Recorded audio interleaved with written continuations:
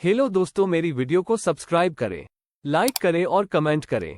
आपकी सपोर्ट के बिना मेरा चैनल कुछ नहीं है, तो मुझे आपकी सपोर्ट की बहुत बहुत जरूरत है। प्लीज मुझे सपोर्ट करें। धन्यवाद।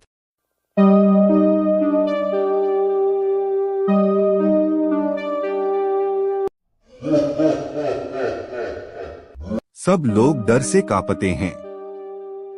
शेखर किसी तरह हिम्मत जुटाता है और पास के मंदिर से एक पवित्र धागा निकालता है। वह धागा पिशाच की ओर फेंकता है। पिशाच पीछे हटता है। राघव, जल्दी से मंदिर का जल लाओ। राघव भागता है और मंदिर का जल लाता है। उस जल को पिशाच पर छिड़कता है।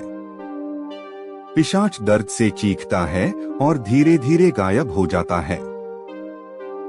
हे भगवान, हमारी रक्षा करने के लिए धन्यवाद। अब हम सुरक्षित हैं। सब लोग एक दूसरे की ओर देखकर राहत की सांस लेते हैं, लेकिन बाहर बारिश अभी भी जारी है। कुछ घंटे बाद का समय। बारिश रुक चुकी है, लेकिन आसमान में बादल अभी भी घिरे हुए हैं। घर में सभी लोग पिशाच के जाने के बाद का माहौल हल्का महसूस कर रहे हैं। लगता है सब ठीक हो गया। अब हमें सो जाना चाहिए। सुबह गुरुजी से बात करेंगे। लेकिन मुझे अभी भी डर लग रहा है। क्या पिशाच सच में चला गया है? हाँ सुमन, उस पर मंदिर का जल पड़ा, वो वापस नहीं आ सकता। तुम चिंता मत करो। फिर भी हमें सावधान रहना होगा। इस तरह की बुरी शक्तियाँ आसानी से हार नहीं मानती। घर का माहौल थोड़ा शांत हो जाता है। सब लोग सोने की तैयारी करते हैं। तभी बाहर से एक हल्की सी आहट सुनाई देती है। ये कैसी आवाज थी? शायद कोई जानवर होगा।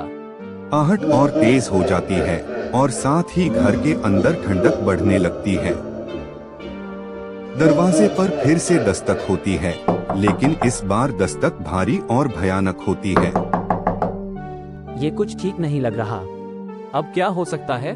भगवान, कहीं वह पिशाच वापस तो नहीं आया?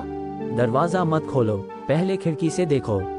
राघव खिड़की से झांकता है, लेकिन कुछ नहीं दिखता। दस्तक और जोरदार हो जाती है। कौन है बाहर? बाहर से कोई जवाब नहीं आता, लेकिन दस्तक जारी रहती है। सब लोग डर से चुप हो जाते हैं। तभी खिड़की के शीशे पर पिशाच का चेहरा दिखाई देता है। उसका चेहरा और भी विकृत और भयानक हो चुका है। तुमने सोचा कि तुम मुझसे बच जाओगे? मैं वापस आ गया हूँ और इस बार मैं तुम्हें नहीं छोड़ूंगा। राघव, हमें गुरुजी के पास जाना होगा। वे ही हमारी मदद कर सकते हैं। हाँ चलो। सब लोग जल्दी से घर से बाहर निकलते हैं, लेकिन पिशाच उनका पीछा करता है।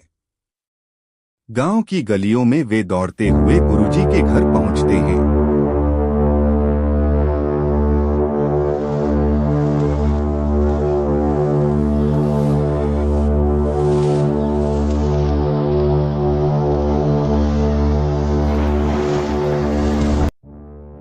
गुरुजी एक वृद्ध और विद्वान व्यक्ति हैं, जो तांत्रिक विद्या में माहिर हैं। इतनी रात गए, क्या हुआ बेटा? गुरुजी, वो पिशाच फिर से आ गया है। हमें बचाइए। मैंने पहले ही कहा था कि वो साधारण पिशाच नहीं है। वो बहुत शक्तिशाली है। हमें इसे नष्ट करने के लिए विशेष विधि करनी होगी। गुरुजी तुरंत अपने तांत्रिक साधनों के साथ एक यज्ञ की तैयारी करने लगते हैं।